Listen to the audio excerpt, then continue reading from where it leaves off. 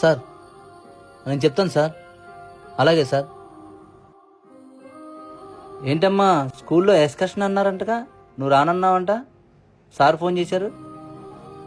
నాకు వెళ్ళాలనిపించలేదు డాడీ. చక్కగా వెళ్ళొచ్చు కదే. ఊరుకోమా, నువ్వు కూడా అలా అంటావు. ఇప్పుడు నేను ట్రిప్కి వెళ్ళాలంటే 1000 రూపీస్ అయింది. నాన్న 2 రోజులు కష్టపడితే కానీ ఆ డబ్బులు రావమ్మా మనకి. నా 2 గంటల ఎంజాయ్మెంట్ కోసం ఆ డబ్బుల్ని వృధా చేయడం నాకు ఇష్టం లేదమ్మా. తనకంటే ఒక జీవితం ఉందని మర్చిపోయి మన కోసం కష్టపడుతున్నాడమ్మా నాన్న.